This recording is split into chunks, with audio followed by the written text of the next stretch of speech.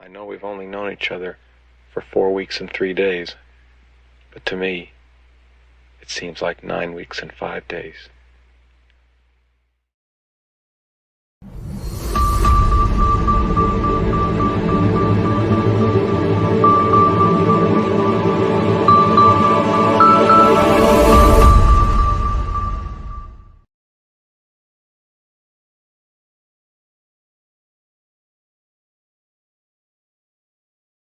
All right, all my passionate plant people and garden enthusiasts. Welcome to the Sunday edition of the Let's Get Growing show right here on the Urban Gardener channel. I'm Enoch, I'm your host. We've got a fantastic show for you today. I mean, we always have a fantastic show, but today is really going to be great. We're going to have with us here a little bit later on the show is our featured guest, a little bit of a roundtable conversation, if you will. We're going to have Andrew Millison, documentarian, permaculture educator. We're going to be talking about his adventures in permaculture along with our good friend and co-host today and co-host of our book club, Mr. MBC, will be joining with us a little bit later on in the show, as well as being in the garden. We're going to be in the garden with our good friend Paul from Guten Gardening. He's got a great in the garden segment for us coming up here in just a few minutes. And thank you all. I mean, really great to see all of you here with us today. Thank you so much for joining us for another one of our Sunday edition discussions today. And yeah, just really glad to have you here with us. Glad to be here with you. So let's go ahead and do this right at the top of the show. Let's go ahead and, yeah, you know the drill. Let's click that like button, hit the thumbs up, as well as subscribe. Subscribe to the show if you haven't already. Bell notification to be notified of all of our upcoming shows. And share with all of your garden friends out there. Let them know that we're here every Saturday and Sunday, 11 a.m. Pacific time, 2 p.m. Eastern. And yes, right here at the top of the show, we also want to give a big, huge shout out to our friends who are watching us on the replay. Thank you, Team Replay in the house. Thank you so much for being here.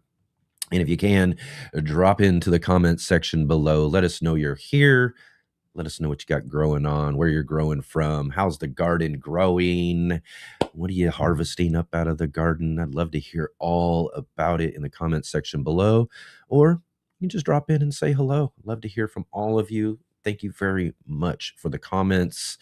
And again, all that other stuff there. Really great way to support the show for sure.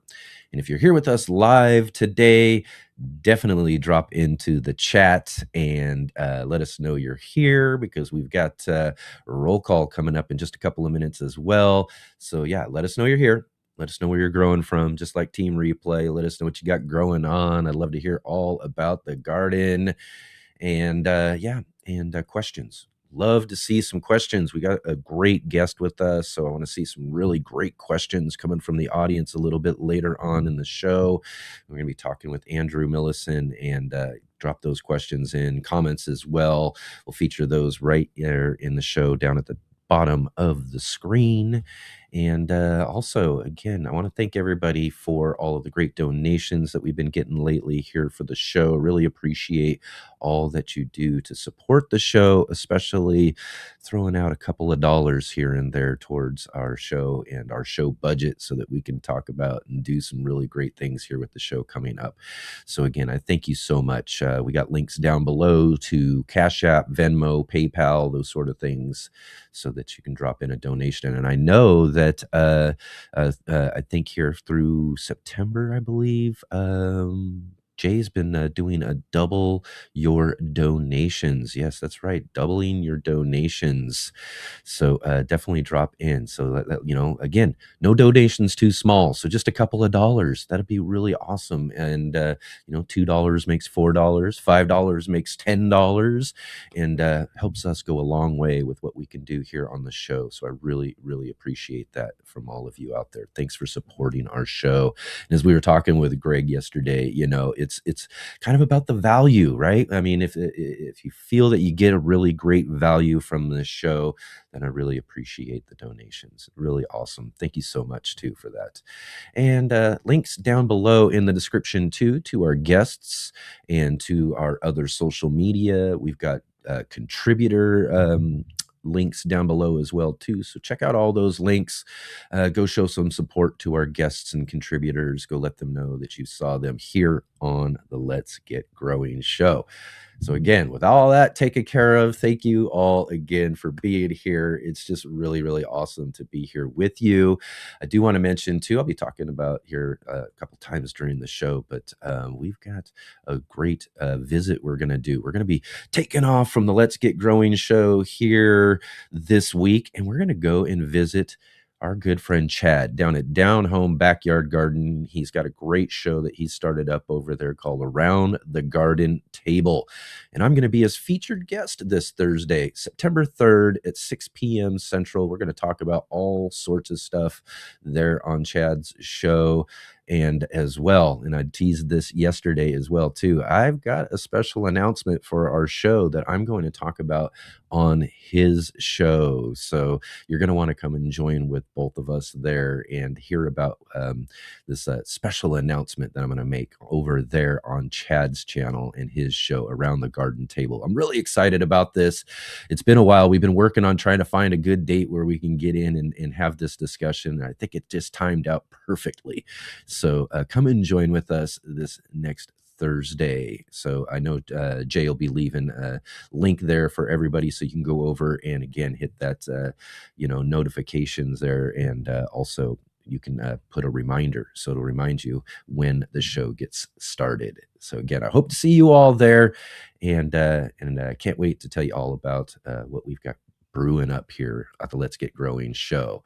So right on, everybody. Have you been jumping in? I want to see all of you there jumping into the chat real quick here and letting us know, like I said, what you got growing on, where you're growing from. Definitely want to let us know where you're growing from too, and what you got harvesting out of the garden, all of that sort of stuff, because it's time now for roll call. My name is Kevin. Yeah. That is my name. Yeah. They call me Kevin. Yeah. Because that's my name. Roll call. All right, roll call. This is the time of the show where we get to give you, the audience who's joining with us live here, a big, huge shout out here at the top of our show. And let's see who we've got in our roll call. And of course, we like to start off our roll call with a big, huge shout out to our facilitator, Jay Dixon, the J-Bot. And again, a big, huge thank you to her, because she stepped in, took over the show for us last Sunday edition of the show. And I just wasn't feeling well enough to get on the screen and be here with you guys. But it's so awesome that we've got Jay with us here on the show, producing and facilitating the show, and every now and then jumping in for a little bit of what we call a J-Bot takeover. And I really appreciate her doing that last week. It was just really needed. Wasn't feeling well enough to be here, but she put on a great show, discussion, taking you all through what she's got growing on in her garden, and also had a few other little guests joining with her as well on that show too. So if you didn't get a chance to check that out, you'll want to check that out. And let's see here. We've got John Jude joining with us as well. Awesome to have you here. He's here from Zone 6A in mid-Ohio. And after several wet weeks of weather and after seeing your great garden, I'm ready for more information. Awesome. Awesome. I hope you're going to enjoy the show today. Again, like I said, we got an amazing guest today. So drop in some questions too. Like I said, I want to see some questions from all of you folks too. All right, we got Michael O'Connor with us. Howdy, Mike from North Alabama, Zone 8A, 7B in the mountains. Right on, Mike. Thank you so much for being here. Really appreciate you joining us today. Janet with us as well. Always great to see you, Janet. And she says, looking forward to our far-flung gardeners who always surprise me. They share their cheerful persistence, which also lightens the other challenges of life. Well, that's a great thing to say. What an amazing compliment for what we do here on the show with our conversations with all these amazing guests that we get here each and every weekend. So thank you, Janet. Really appreciate that. Meg's Edible Landscape with us here. Thank you so much. It's so great to see you in the chat. And our good friend, my good friend as well, all of our good friend and moderator, Adam Burley, joining with us here from Central Point, which, like he says, is just right up the road from me here in Southern Oregon. It's so great to have you here with us, Adam. Thanks for joining in on the conversation. We've got our good friend, contributor David from Bowtie Life with us too. And Triple G, greetings, global gardeners from the Emerald Coast, where 2.48 million Scoville Dragon's Breath became hot sauce, and September's super hot adventures are getting mighty close. That's right. You want to go over and check out Bowtie Life. He is going to be doing a live stream coming up here real soon, where he's going to eat one of those 2.48 million Dragon's Breath peppers. I mean, I can't wait. I saw the one he did last year. I don't know. This one might be even more intense and more crazy. It's always kind of interesting to watch people.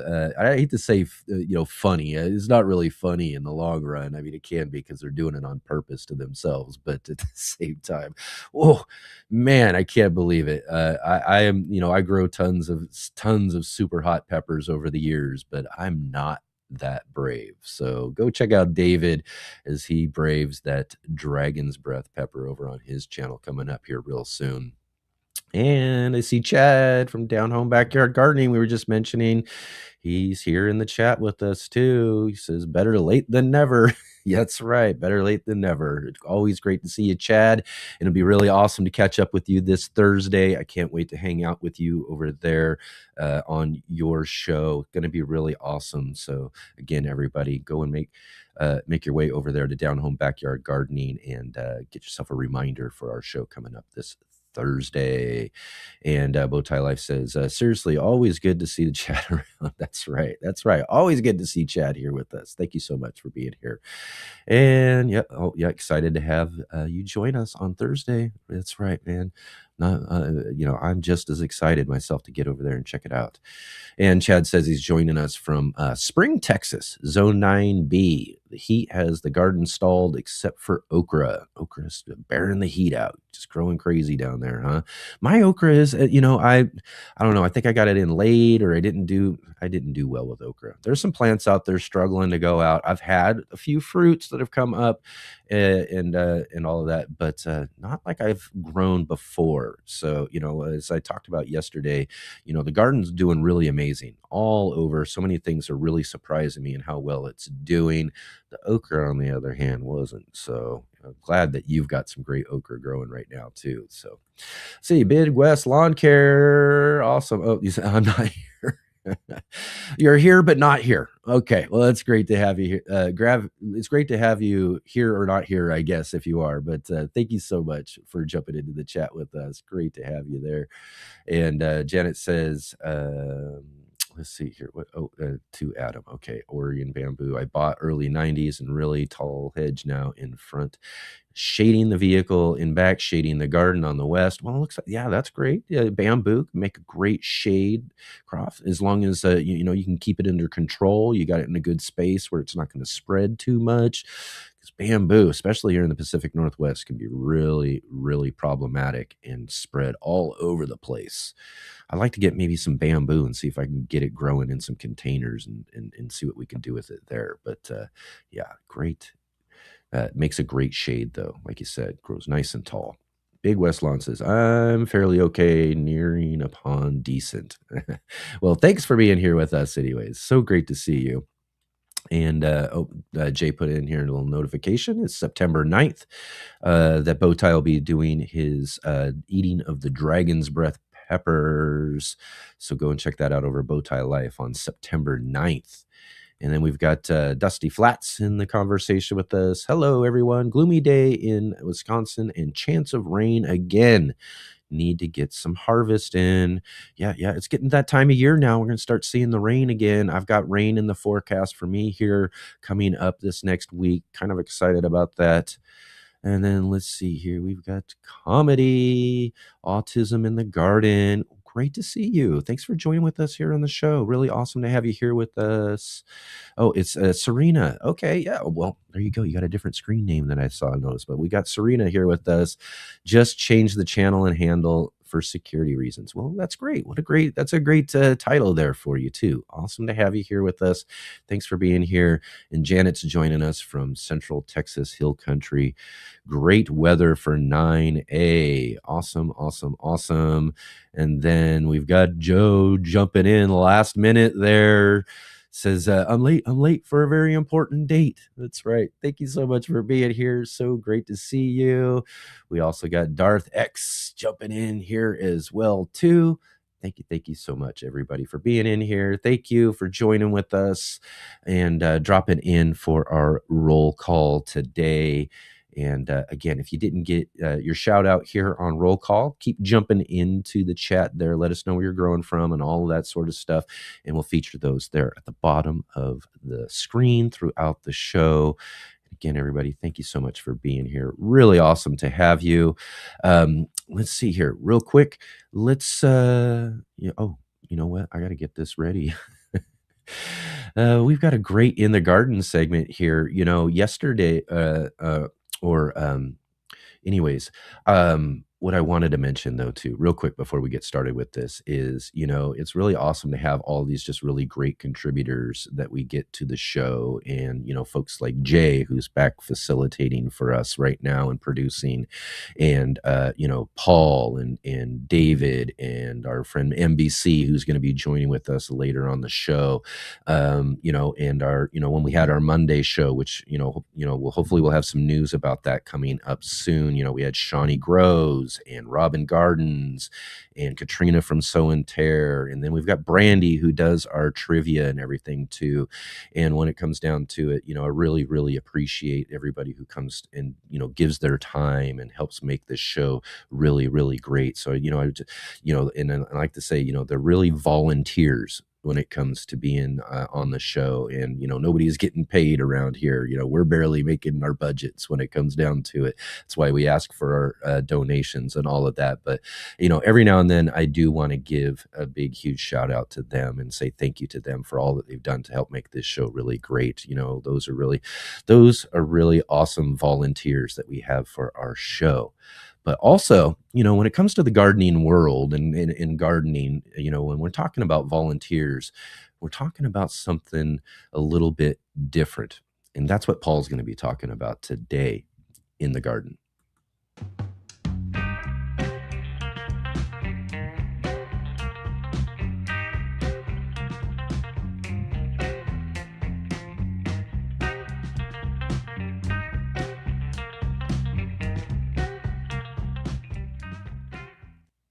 Well, maybe you can tell by the lighting here, but it is just a little bit after 5 a.m. here in Zone 5, Wisconsin. And it feels almost a little bit chilly out, which is, I mean, after the weeks of hot weather we've had, it's a relief.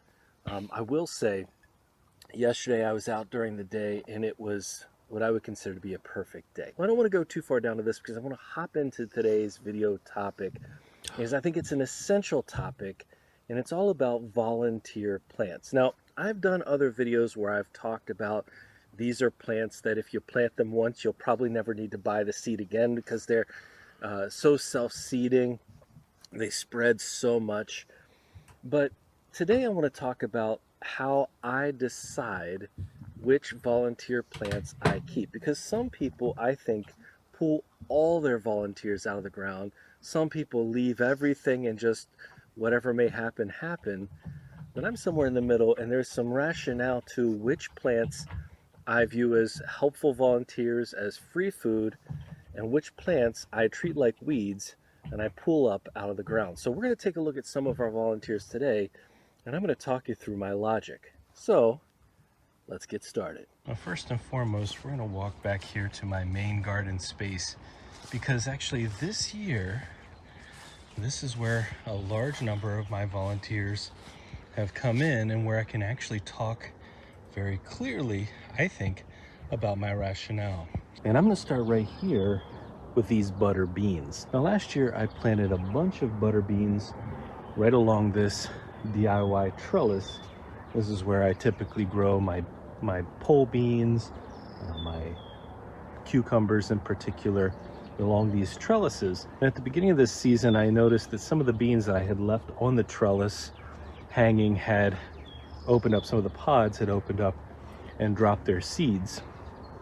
But, you know, I came through, I took care of the weeds, etc. But I didn't take the time to go through and try to pick up every single one of those beans. And so, quite expectedly, I would say, I started to see these beans appearing about a month ago. So the first thing I had to ask myself, and I think this is really the key question, is do I want more of this particular crop? I would say that's an essential question to ask of any volunteer plant, because number one, let's say you grew a plant the previous season, your family didn't enjoy it or you didn't enjoy the plant, and it's coming back.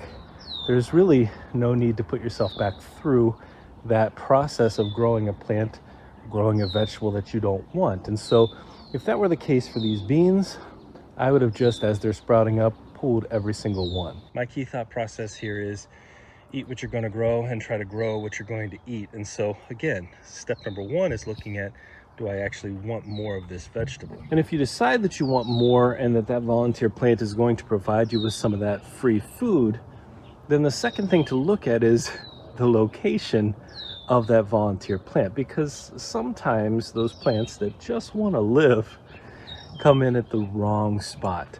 And that is an important piece too, because if you have a plan for your garden, if you have a garden layout that you want, and you've got volunteer plants popping up and taking over a spot you don't want them to, that's going to be a problem. I'm going to show you exactly what I'm talking about in terms of location, location, location. Pepper plant, I planted that. Pepper plant, I planted that.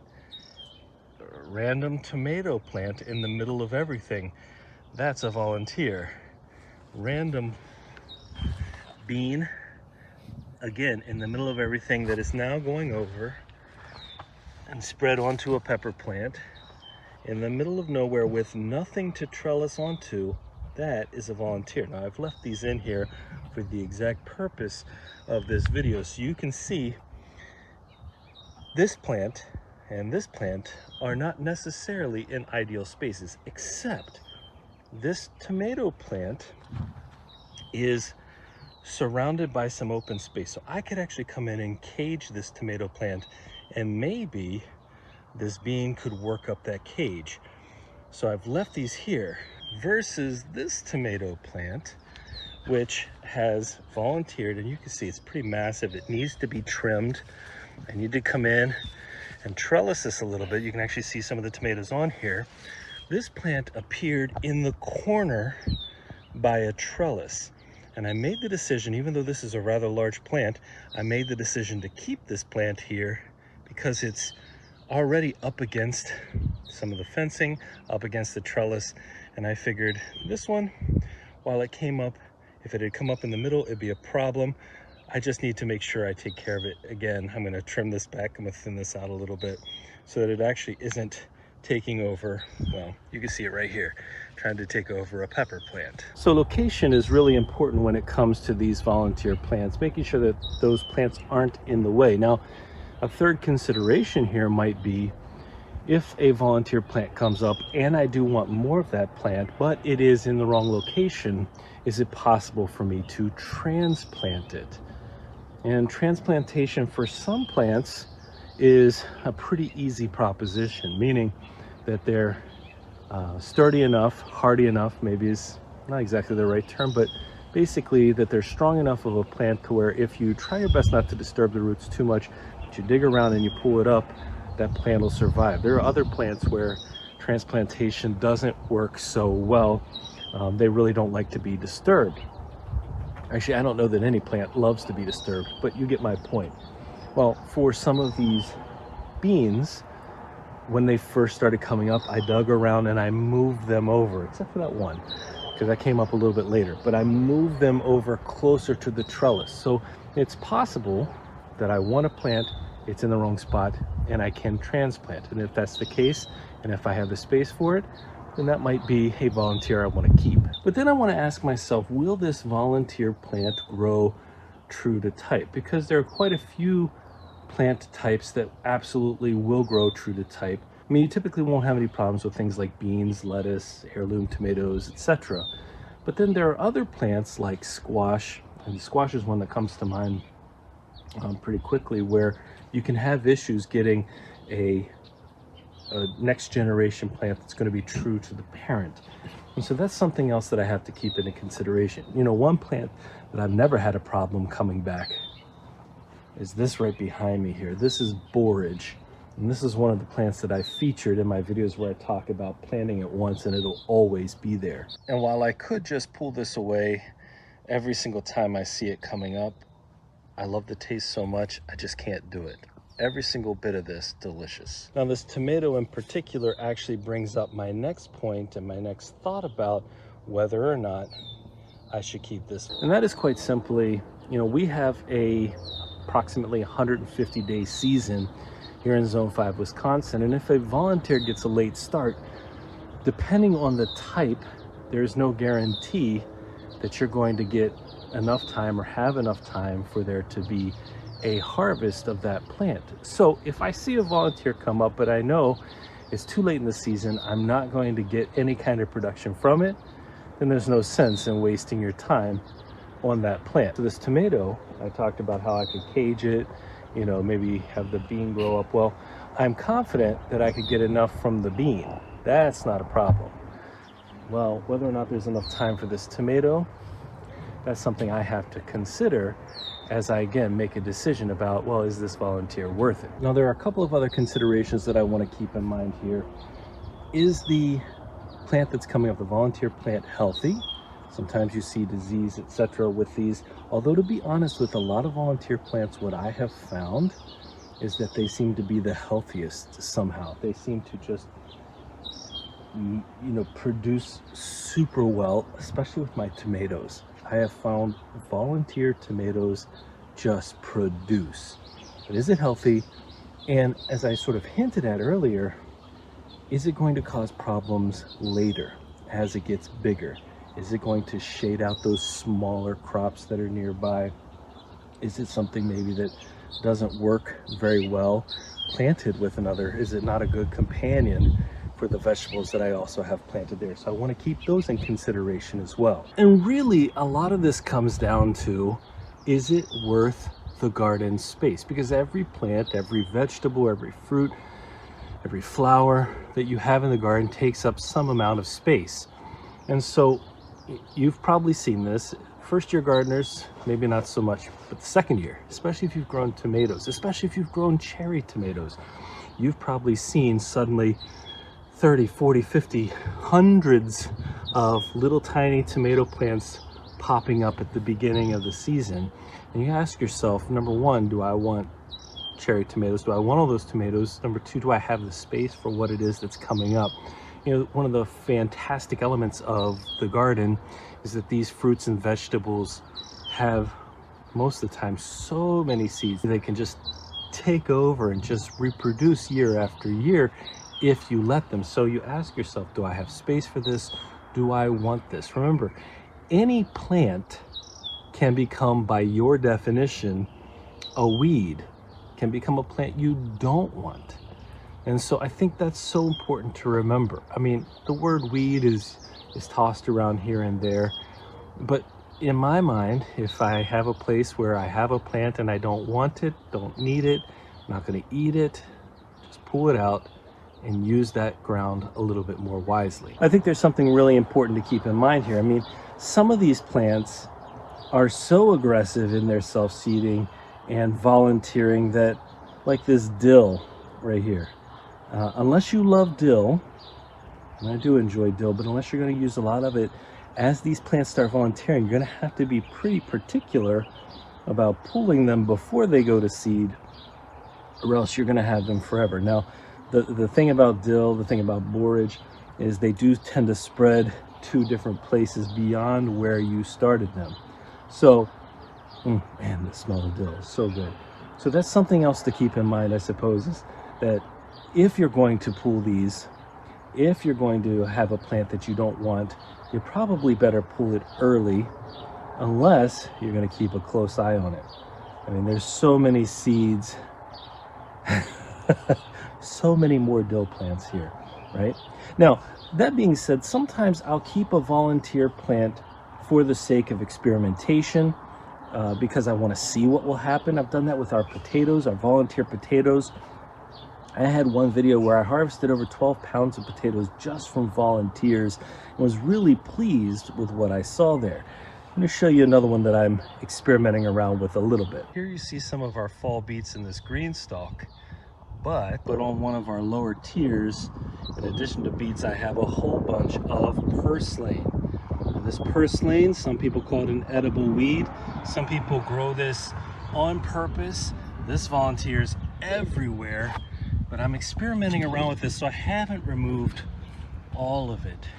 I've actually allowed some of it to stay in here so that I can try out some recipes. Now, this whole process of making a determination as to whether or not a volunteer plant is something you want to keep is actually something that takes just a few seconds, because I think you consider all of those things pretty quickly as you get in the habit of looking at different places in your garden. And you can make those determinations quickly, and I think maybe it becomes second nature. But I think it's important to understand the thought process behind it. Now, all that being said, I'm interested in what you have to say about this process for you. Is there a volunteer plant that you're hoping for, looking forward to every year? Is there a volunteer plant that you just have to get out of your garden? Well, it's amazing how the lighting has changed. I've only been out here for about 25 minutes. The sun's coming up and I've got work to do. But I hope you enjoyed this video. I hope you found it useful, maybe a little bit thought-provoking on your own. I realize we're a little bit later in our season here in Zone 5, Wisconsin, but for those of you in different grow zones, or even as you're thinking about your future gardens or what you're seeing in your garden now, I hope this video was useful for you.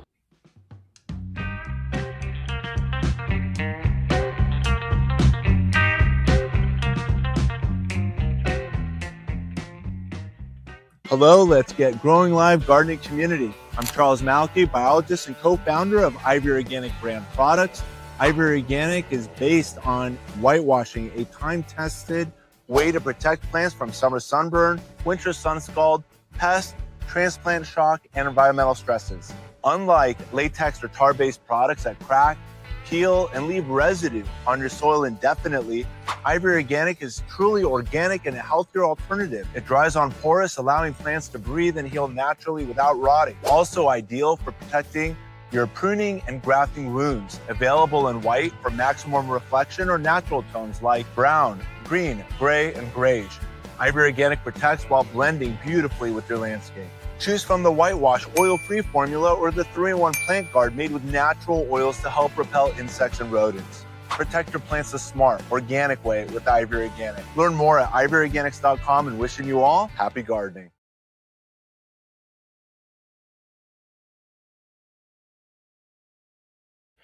Oh, better make sure I'm on screen. Hey, everybody, we're back at it here. And again, thank you so much to our wonderful sponsor, Ivy Organics, over at ivyorganics.com. Get some of your 3-in-1 plant guard. Use our promo code GROW10, GROW10, and get 10% off of that 3-in-1 plant guard there. And also, big, huge thank you to Paul from Guten Gardening for doing our In the Garden segment this week. Definitely drop into the description down below, find a link to Guten Gardening, and go over and check out what he's got growing on over there. Let him know in one of his videos that you saw him here on the Let's Get Growing show. And real quick here, before we get going to our garden roundtable today, did you get a chance to check out yesterday's show?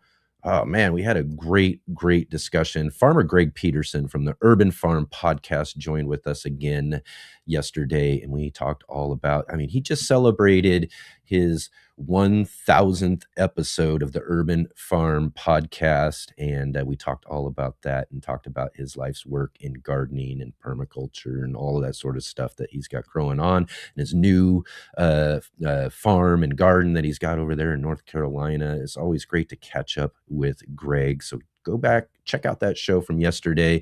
And also, too, did you get a chance to check out last week's shows? Last week, we had another great conversation. Returning again to the show was the Pacific Northwest's Cisco Morris from Gardening with Cisco. He was here joining with us as well. It's always fun. I'm telling you, if you didn't get a chance to check out this show, you want to go back and check it out. We had so much fun talking about his lifelong career in gardening as well, too, last week. And plus, we got to meet Dee from Root Elation in our Are You Following Me segment. Really awesome, great guests and everything.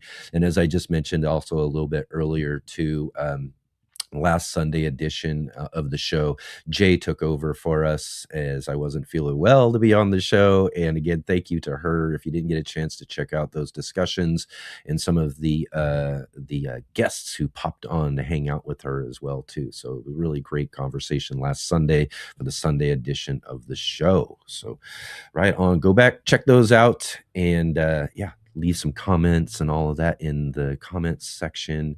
Hit the like button, all that sort of stuff we do for today's show as well. So, all right, everybody, it's time for us to get started. We got, like I said, we got a great guest today, and we also got a great co-host too. But let's get started with this. Let's have a little Sunday garden roundtable.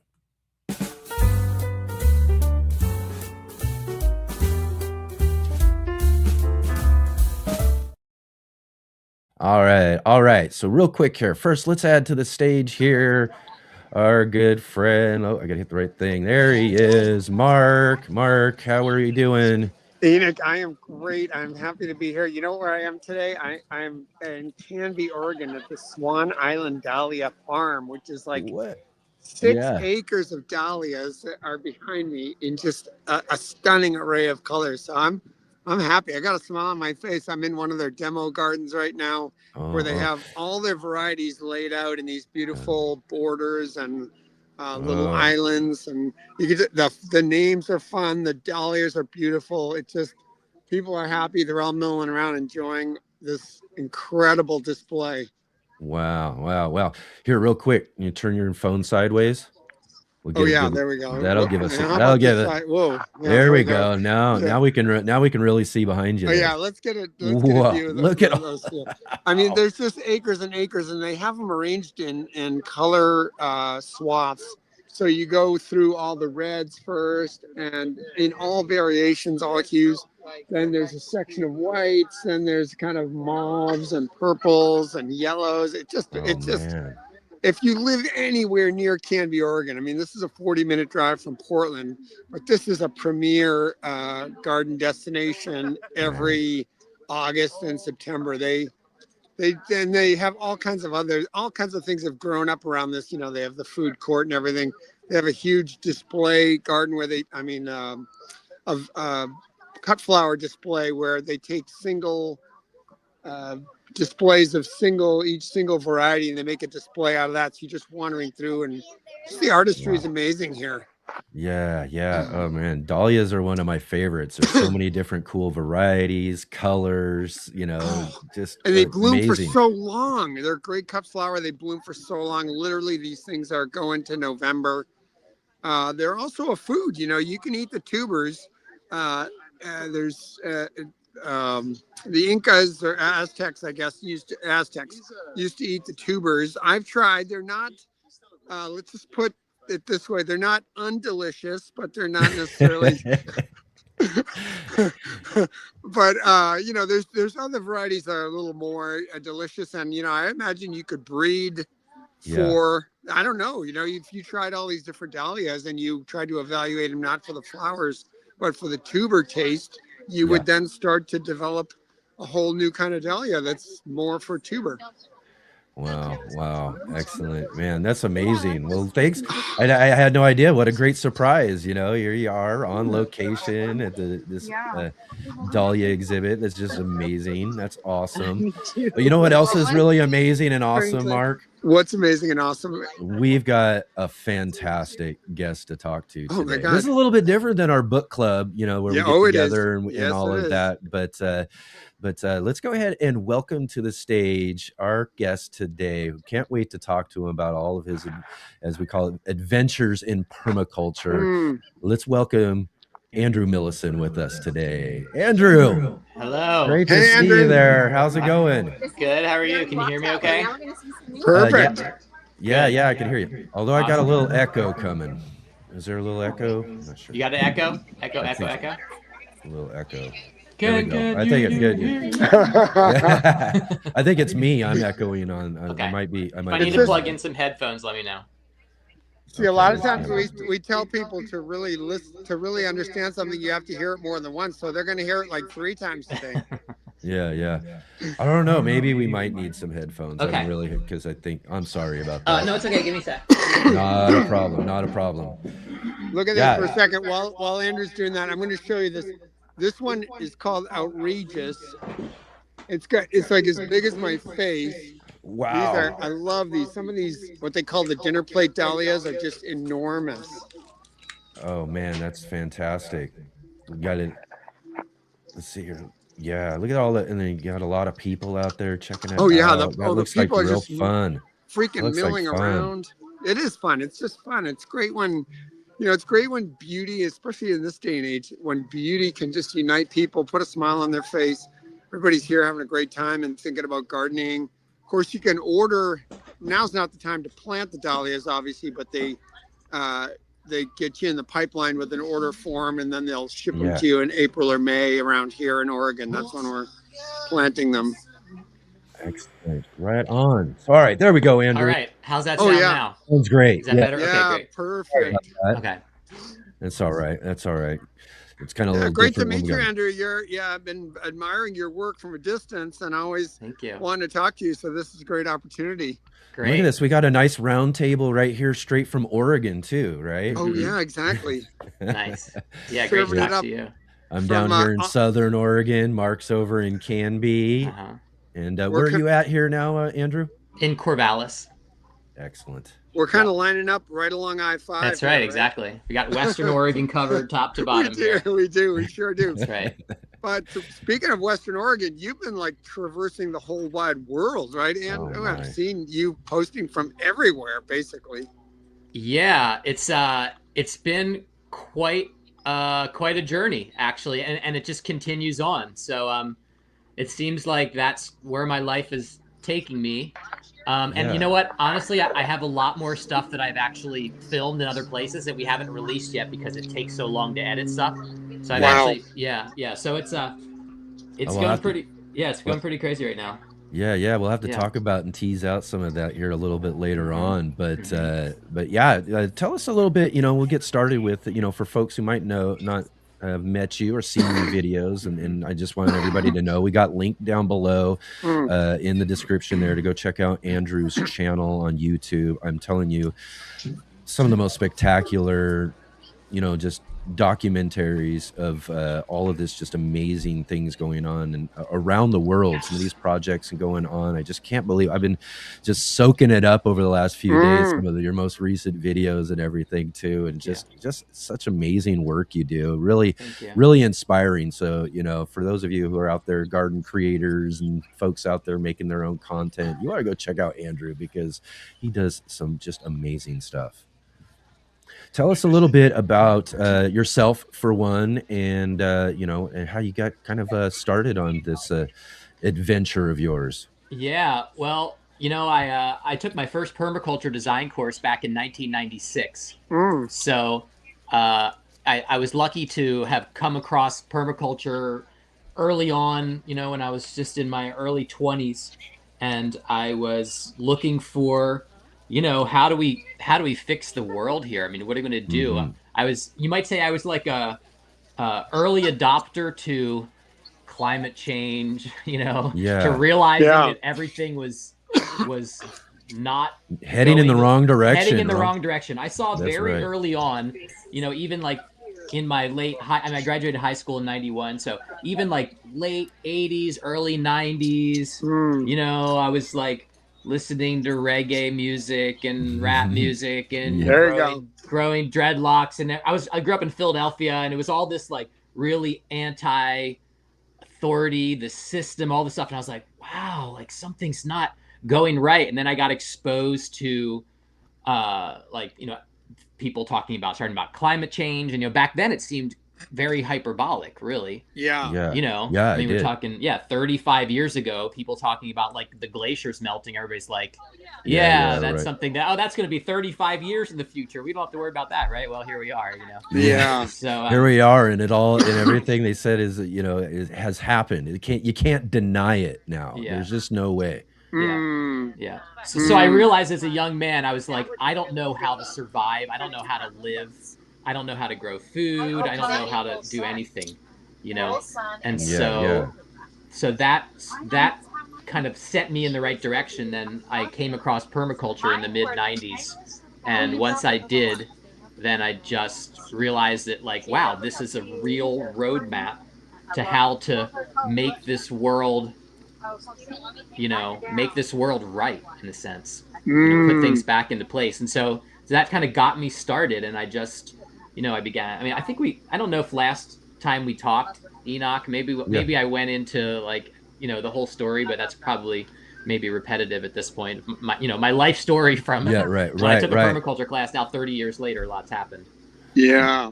Wow. But you took that knowledge and then started teaching Oregon State University, right? So that was in 2009. So I had 13 years of being a landscape design contractor, building, doing gray water installations, rainwater harvesting, all of this work on the ground. I built Maynard Keenan's vineyard, the lead singer of Tool, in I love it. One of my favorite bands growing up myself. Man, totally. So I had some experience doing really large scale projects, and then basically it's very interesting. I wonder maybe if you might want to mute your mic while you're not talking, because all the background noise of all the kids and stuff like that. I feel like I'm there with you, but just pop it on when you're gonna ask a question. That might be help. Thank you. Sorry, perfect. Good I was getting distracted. I'm like, oh, what's he saying? Problem. Is that kid need an ice cream cone? No problem. There we go. That's much better. You're right. Thank you. Yeah. So what was I saying? Somewhere between. So all the things that are happening right now, there's all this really new information coming out, big news stuff about how low all these big reservoirs are on the Colorado River right now. Lake Powell, Lake Mead, all these things are at these record lows. Well, this was all forecasted back, over 20 years ago. People were saying, well, with climate change, with the reduction of snowpack, warming, melting of glaciers, right? It's a big topic this week. And so that the Colorado River basin was going to start to dry, basically.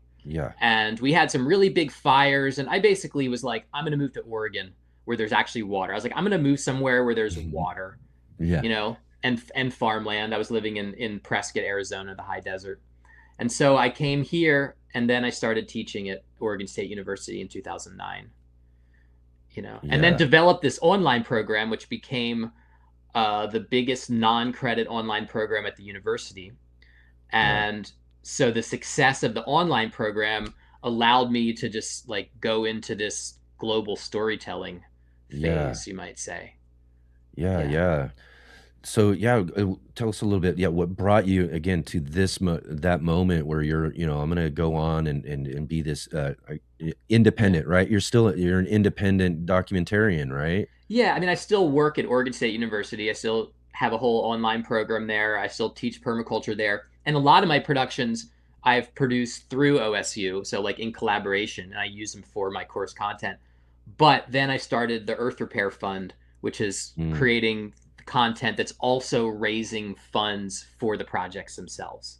So so I've kind of have become like independent of OSU in that respect, but I'm still very much embedded in Oregon State University. But I went to India in 2017 for the International Permaculture Conference, which is just like, if you're into permaculture, going to these international conferences is just really, really cool. And so I went to India, and I took a little camera and I documented. I was like, started documenting these projects, and I got back, I edited, spent all this time editing, and I put them up on OSU's YouTube channel. And then I got all these comments like, wow, have you ever heard of color correction? Hey, when you film directly into the sunlight, that you kind of, and I was like, oh man, I don't know anything about filming. Right. Yep. And I was exposed to these massive scale, incredible projects. And I was like, nobody knows about this stuff. And this is the coolest stuff going on the planet, large scale grassroots land restoration, bringing millions of people out of water scarcity, out of poverty. And I was like, I gotta learn how to use a camera. I got to get some equipment, and I have to actually tell these stories. So I did all that between 2018. Then I went back in 2019, 2020, and I actually filmed a whole series. And then I started my own YouTube channel too, because I was putting stuff on the OSU's YouTube channel, but it just was getting like lost in the sea of content. And I realized that if I wanted to have people that were just focused on land restoration, permaculture content, I needed to create my own YouTube channel. So that's sort of the short story of the genesis. Yeah. Those are such interesting models in the sense to share, because they, as you say, a lot of times they're, when we think of helping folks in other countries, and what's been called the underdeveloped world or such, there's often this emphasis on, it's like NGOs are going to do it, governments are going to do it, and here you're saying no, local people who have the local wisdom are already doing it. They're doing it and succeeding, and we don't know about it. So that's such a great way to broadcast and become this source of information that is absolute. Our media has no interest in this kind of stuff, right? We know that it feeds what it feeds on, and it does not feed on people empowering themselves to heal the earth. So it's somebody else has got to do it. So it's awesome that you have stepped up to do that. Thank you. Another thing is that I didn't imagine that such a mass audience was going to be interested in this. I was thinking about the permaculture community, right? And I was thinking about how in the United States, the permaculture, like people's perception of permaculture is very it's filtered by American society, right? So American society is so divided. So permaculture becomes this oh, it's leftist, or oh, it's people in the far left or the far right, or people like kind of pigeonhole people that use these systems and these techniques based upon our political lenses or political perspective of how what groups people need to somehow fit into in America. But I was like, when you go to these other countries, there's people using permaculture, and it's not in the American context at all. And permaculture is actually way more widespread in other places than it is here, and it's a completely different context. It's on the context of basic survival, of water, food, not needing to migrate, having nutrition, having your children not malnourished. I mean, it's when permaculture is brought into the context that people's very basic needs can be improved by this design system, it's a completely different story. And I was like, man, I need to break people out of the sort of American perspective of permaculture that's just so influenced by all the, by American culture in a way. Yeah. And I think it's just, what you do. And again, the response that you get, you know what I mean? Your channel, just blew up and grew, and shows that really, our American media, if you will, maybe other places of the world might have a bit of it as well too, but they don't really just have our interests in mind. You know what I mean? Not what because again, it's a testament. People are interested in this stuff. people do want to know about how things can be healed and taken care of by what other people are doing around the world facing similar situations. Yeah. You know, and the other media out there has another interest that they have versus what we really do, and I think it shows with what you do. Yeah. Well, you know, divide and conquer is like Exactly. that's Exactly. that's what's happening to us. Yes. We're being divided and conquered. Yeah. Yeah, Exactly. you know, I'm reading a book. I don't know, it's not a permaculture book, but it's an amazing book on history called The Open Veins of Latin America. I don't know if you've ever seen it or heard it, but it is a masterful work. But there's so many parallels I'm seeing. It's about the intense resource drain from South America, Mexico, by the Spaniards, by Europe in the 1600s and so on. And it has so many parallels, I think, to us right now, because we're living this empire, but it's very glitzy. It's very focused on luxury items. Really, it has since, it sounds like you and I are about the same age, Andrew. And, really since my raising, and Enoch also as well, we're all in the same boat. We've been on the rising tide of an empire that's taken from other places and given us these luxury, this convenient life, these mass-produced foods, industrial food system, all this kind of stuff. But now we're starting to see the decline of that with climate change, with our current government, all these kind of things, where we're going to have to rely more on ourselves as these other, it's not so much underdeveloped nations, they're depleted nations. Things were taken from them, right? Lands, the resources were taken from them. And so then they're having to come up with a very scrappy, but very self-styled way of surviving and meeting their basic needs, water, food, etc. So it's like we're starting into that same boat ourselves. We're starting to feel the pains of it, and we're going to need something more robust in our communities and our daily lives and such. Yeah, there's a really interesting point there. And, I go to all these different countries, and then in the process of creating the documentary, the mini documentary YouTube video, we're going, okay, so, what did this place used to look like? And then to some degree, like, what's the natural history? And, I mean, not most of the time, it's like all the time, it's like, okay, let's see. Now, what was this place like? And then what was colonization? Who colonized it? And what did they extract? So right now, one of the videos we're working on is from East Timor, right? Timor-Leste, amazing country I got to visit. It's only been a country since 2002, right? Really young country. Really young country, because they had a horrible war of independence against Indonesia. That from between 1975 and 2002, where a third of the population was killed or died of starvation. Basically, it was like, I remember back in the 90s. I remember being around and seeing like flyers on like telephone poles of like some punk show. They're like, Free Timor, it was like the thing back. It was kind of this underground thing in a way, but it was like the worst genocide that was happening in the world at that time in the late 90s. And so, but so I went there. Now it's an incredible place. Now they're doing massive nationwide permaculture project there, by the way. It's incredible what they're doing, but you're like going through. To see. Yeah, and you're like, what happened? They're like, okay, well, let's see. First, there was 400 years of Portuguese colonization.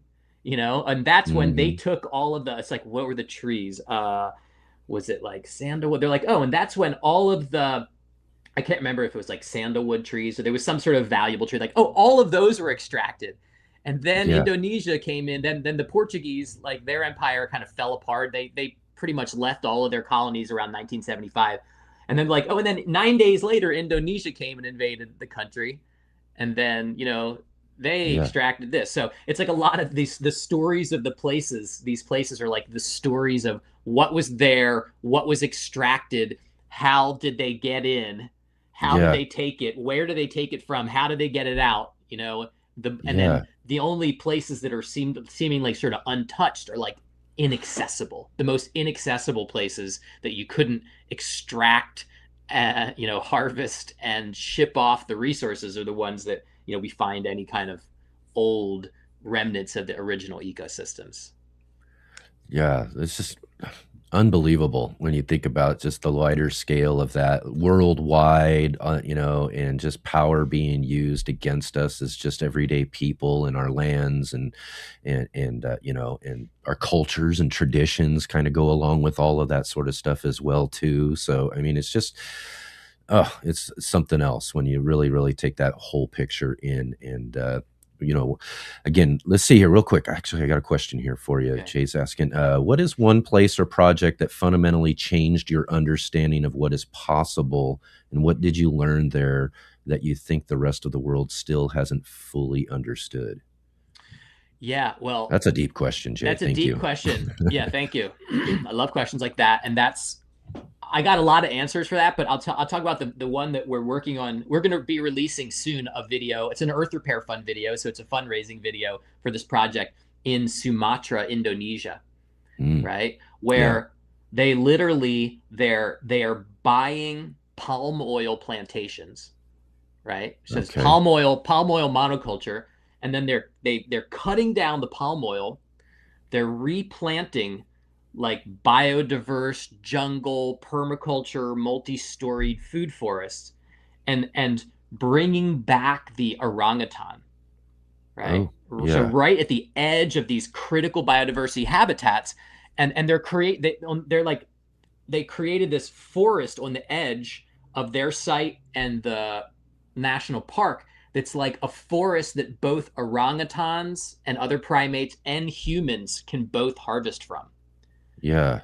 So it's like, so I guess that would be the the thing where you're like, oh my gosh, people are actually designing a forest that is not just for wildlife and is not just for humans, but actually contains such a diversity of food that both humans and wildlife can harvest from the same forest.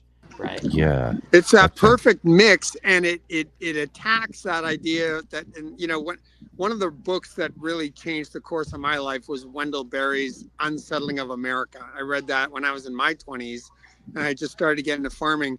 And the main thesis of that book is that in America, we say, okay, 5%, and this is even being challenged now, but 5% of the land is for national parks.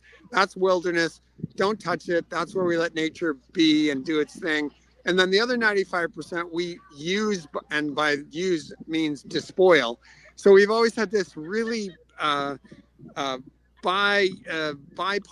polarized version of how to be with nature. We either can't touch it, and that's real nature, or we ruin it. So this is like a project that tries to heal that. That's amazing.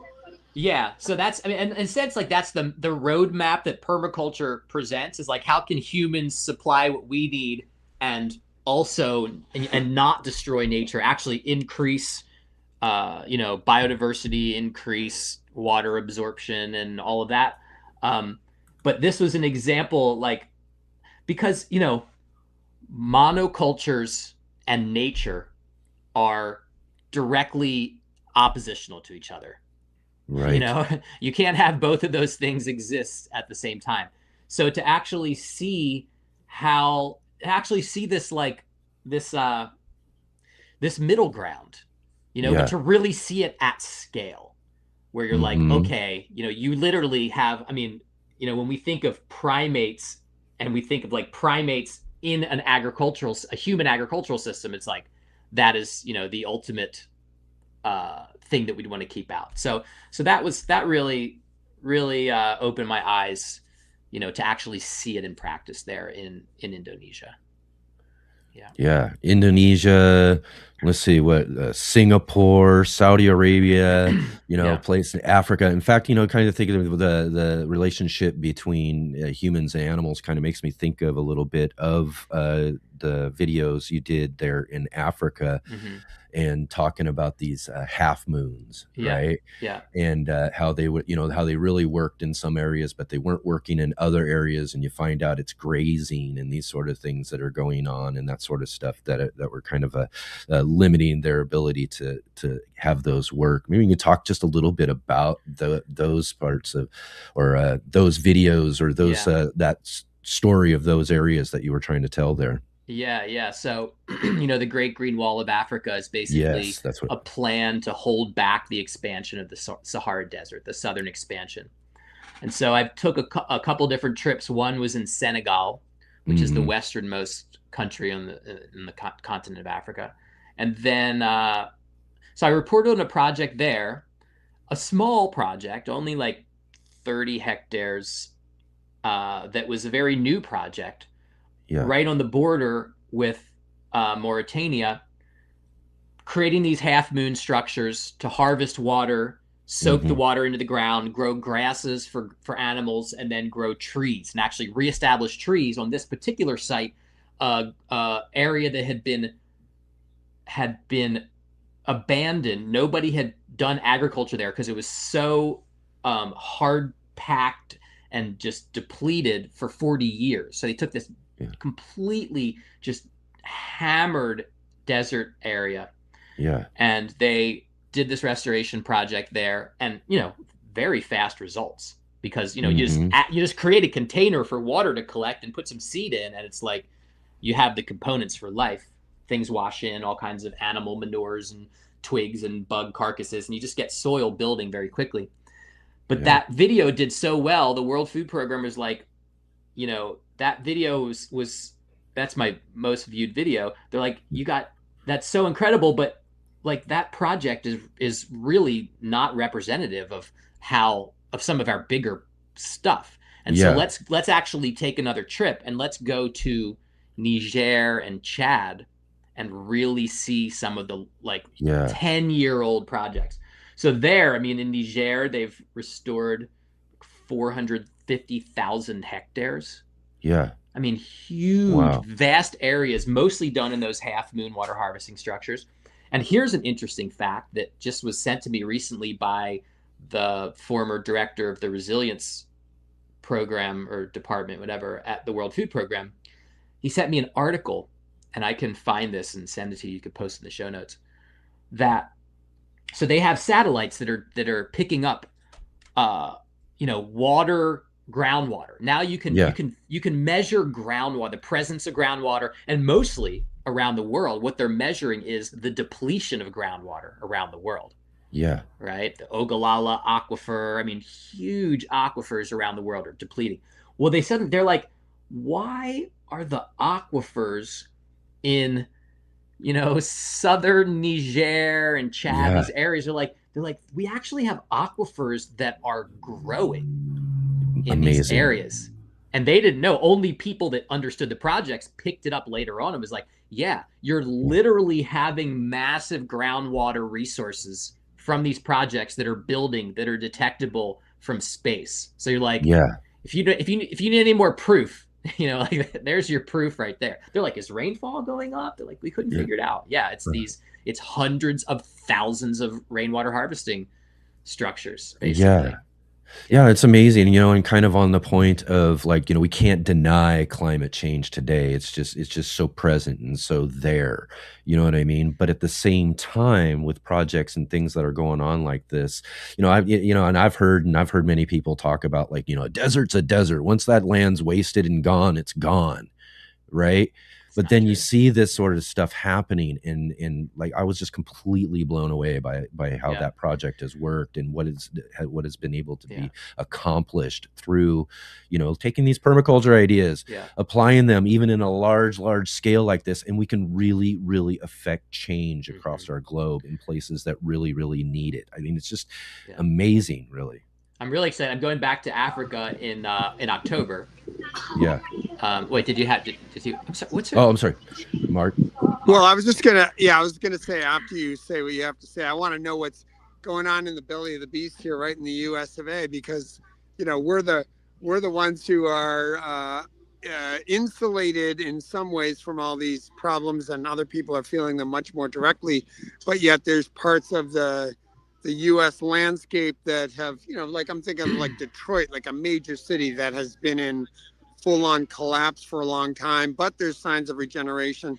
So I just, after maybe you can talk about where you see in the U.S. what's going on that's interesting here too. Okay, yeah, for sure. And I actually have a project that I've already filmed in the U.S. I'm like it's way easier and faster to film projects than to edit them. It's also less expensive to film them. And once, because we get into the digital animations, the mapping, all this stuff, and it takes time. It's costly. Like, if I have, but it makes such a great product. I mean, the videos are just outstanding. Thank you. But I guess my point is, I have so much stuff that I filmed that I haven't put out that I can.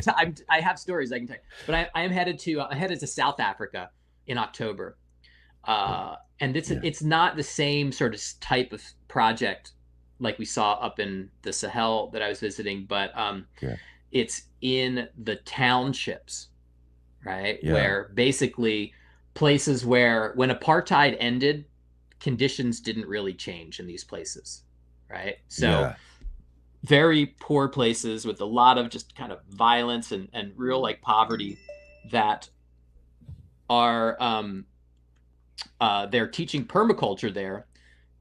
Created a permaculture center. They're teaching permaculture to the women who are going and taking their little plots within the townships and turning them into these permaculture gardens. And it's called the 10 Trees Project, where they're actually giving each of these women 10 trees, and they're putting 10 fruit trees into their plot. And so it's like small scale residential permaculture, but then multiplied hundreds of times throughout this whole township. So that's going to be a really fascinating story, in the African context, but multiplying. So the theme of the half moons is you take one little unit and you multiply that same little pattern all over. This is the same thing. You take one small domestic residential scale and then you multiply it all over this whole township area and you get this cumulative effect. Some students edit. Yeah, you know what? Students can't edit videos like a professional can. That's the problem. Right. Yeah. So, we're very, I'm very picky, and I would rather I'll put a video up and I'll literally if I'm like something's wrong, like sometimes you don't realize a video something's wrong until you put it up and you see like the comments. I've had a couple times where I've literally taken videos down and reworked them because I was like, no, I missed something here. Like something's off and I need to correct it. So, we take our times with these, and a student editor is just not going to cut it. But anyway, in the US, back to Mark's question there. So I have another video I filmed that I'm really excited to try to get out. We filmed it over a year ago, from Houston, Texas. And I actually think this is maybe the biggest permaculture design that I've ever seen. Okay. So Houston, as many people remember, Hurricane Harvey. Right. Hurricane Harvey was so devastating. There was parts of Houston that got over 50 inches of rainfall in like a 4-day period. I mean, it was it was like dropping a bucket of water, right?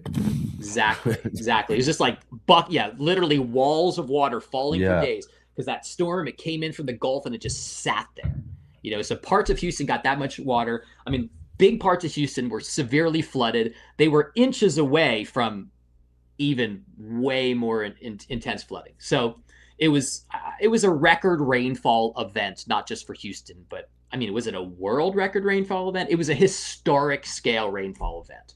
Okay. Yeah. So Houston, the city of Houston was like, what are we going to do here? Like, if this happens again, we can't let this happen again. So it was actually, and what I found out was that the people that kind of were part of this and came up with this idea, they were associated. Like the one guy, his wife was actually a permaculture person. So they had this sort of systems level thinking. And so what they did was they started finding places like old industrial areas or also neighborhoods that were just like always flooding, right? Yeah. So the city went, or just derelict lands, stuff like that. So the city went and strategically acquired areas. They actually literally kind of condemned this whole neighborhood that just was always flooding. And they, bought these people out, and they took existing parks that were big, but were not serving like any hydrologic function. And they carved out these series of lakes and ponds and all these overflow channels. So, because the waterways had all been channelized into, they call them bayous, right?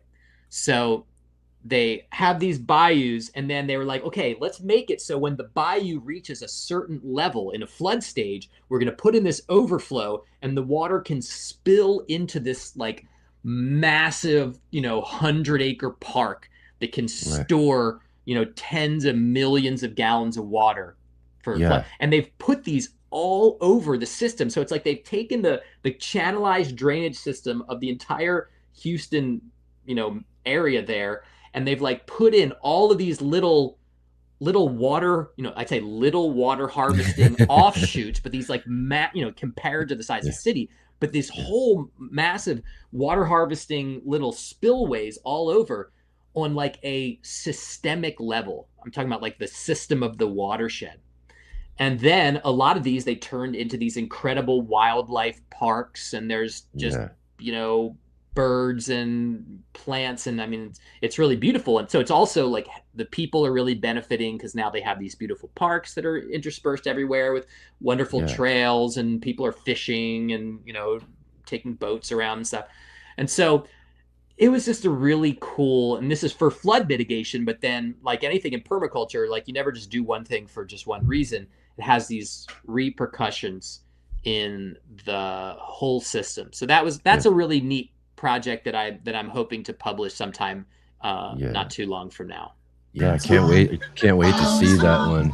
Oh, well, I know, it's great to get, well, it's just great to get these stories fresh. I love it because you've got this repository, it sounds like, of all these treasures that you're waiting to share to the world. So it's fun to just be in conversation because you don't have to hire a production assistant to talk, which is great. So we're getting all these little gems and nuggets. Thank you. I love that. I love that multifunctionality and really like returning wilderness and wildlife at the same time as doing flood mitigation and improving people's quality of life. It's so amazing. And so, why do you think more people aren't turning to permaculture in terms of like on the urban scale, on the planners? What are the forces that mitigate against going with this permaculture that seems to have so many great advantages?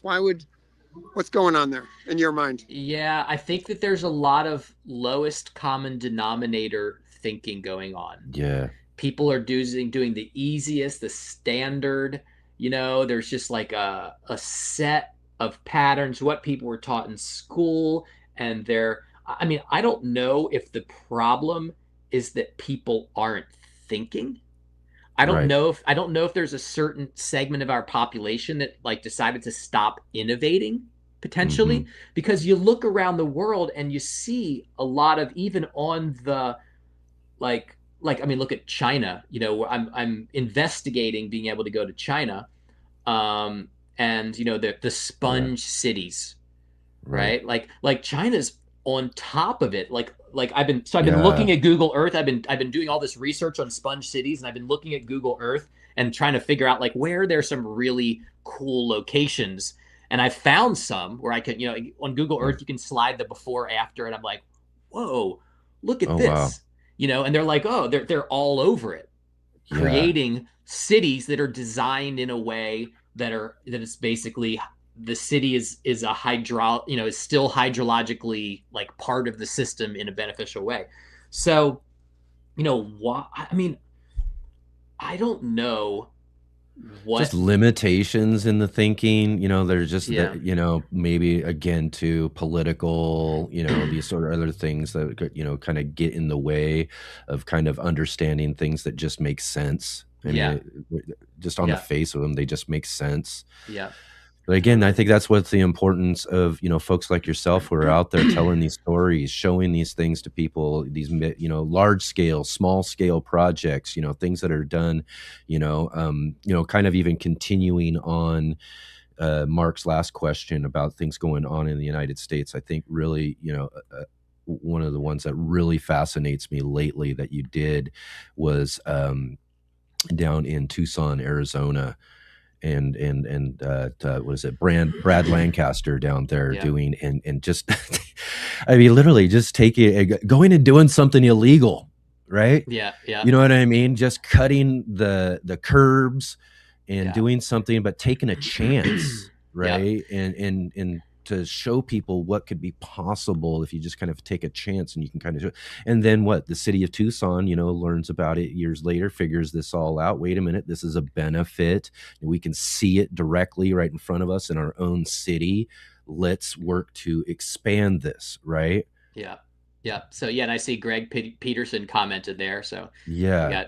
Okay, everybody, we got to up our game here. We got Greg listening. So. I know, exactly. Greg was on with us yesterday too, having a great conversation with him as well too. So yeah, thanks for bringing that up. Yeah, so I mean, I'd encourage everybody to watch the recent video that we released July 1st from Tucson, and it's the 30-year work of Brad Lancaster. I mean, Brad, who is well known as the author of Rainwater Harvesting for Drylands and Beyond, volumes 1 and 2, and he's like the water harvesting guy, maybe in the world. I mean, there's a lot of people in different countries doing things, but Brad he was my original permaculture teacher back in 1996, one of them.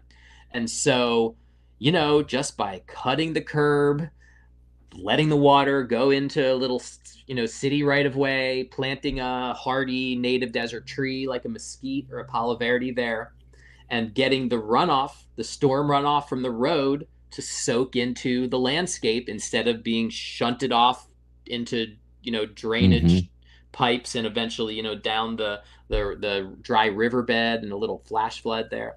So now the water's soaking into the ground, growing all these trees. And I mean, the results of 30 years of cumulative planting tree by tree by tree and basin by basin by basin, you've actually have cooling over a whole neighborhood now. I mean, it is really spectacular to see the cumulative effect of small scale actions. They have species of birds. I was there. There's a roadrunner running around now, lives, and they've got quail. It's like all these desert birds are coming back because there's enough vegetative coverage in the neighborhood to support these desert species. I mean, it is like just spectacular. And we're raising money through that video for the project. So, that's through the Earth Repair Fund. So that's some of the work I'm doing now is like, how do we turn all these views into money into like work, actual progress on the ground? So that's what the Earth Repair Fund is doing. So that video there is part of that. So I'd encourage people to, if you believe in this stuff, to go watch the video and to actually donate directly to the project, because it does have, it's working. We're going to expand the project. And what they're doing also is not just doing the work, but creating the resources so it can spread, creating drawings that other cities, the city of Albuquerque just legalized street side giving a blueprint. Exactly. Giving them a blueprint. So, don't undervalue the power of like having a blueprint and having a really good example to share with city planners. That's how you make the change. They need to see proof that it worked somewhere else. Exactly. Hey, Andrew, talk a little bit about, I mean, there's the sense in which, when we kind of get into these permaculture discussions and we're talking about these, individuals who have made these contributions and done something great, it's almost like, oh, this is the first time this has ever been thought about. But, or even like, oh, Bill Mollison, man, the guy's a genius. He put together this whole thing. It's like native peoples have been functioning with these systems forever. And this is all, rediscovery of, we're not inventing anything, we're rediscovering. So talk about your relationship with native peoples when you travel in this country, what kind of wisdom exchanges you're having there in terms of care for the land, because native peoples have always seen themselves as an integral part of any landscape and never as opposed to it. I mean, this is a totally Western concept that it's us versus everything else in nature, right? So talk about that a little bit. Yeah, wow, there's just so many different stories to tell around that, because most places I go are places where native people are still living on their land and practicing there, or many places I go. I mean, so a lot of the stuff you saw throughout Africa, right? We're going and we're visiting, and the people there have been on that land for time immemorial. We did a really great video with the sovereign indigenous nation of Hawaii, and that is a native group they have the only indigenous sovereign territory in the whole Hawaiian Islands, and they are restoring their traditional ahupua'a, which is the watershed-based agricultural system. And so, you know, the thing, okay, so I've worked with and interacted with, in the case of these videos, many different native groups in many different parts of the world. And I guess I'll just bring up like some themes, right? Yeah. So first off, the permaculture design system is for people that have lost their way. Yeah. People that are disconnected from their, like, every one of us comes from some indigenous land practice. Your ancestors somewhere down the line lived on land and were practicing some sort of, like, what we'd say a permaculture system in some way, right? Way before the word permaculture. So, but, you know, many people through migration and all this were fragmented, were displaced from their traditional land use practices. And so permaculture is like a roadmap that can kind of get you back to how, and it's really for the Western mind, it's for the intellect, for how you can figure out how you can create a design using this system that works harmoniously with nature, right? Yeah. Now, if you are living in like an intact indigenous culture where you're practicing your traditional ecological knowledge, you have no need for permaculture design system, right? And in fact, you know, for many native groups that I've spent time with, it's not just the land practices. Land practices are integrally, integrated with spiritual beliefs about the world, connection. Like permaculture actually takes the design system and puts it where, like, permaculture is specifically what we say metaphysical.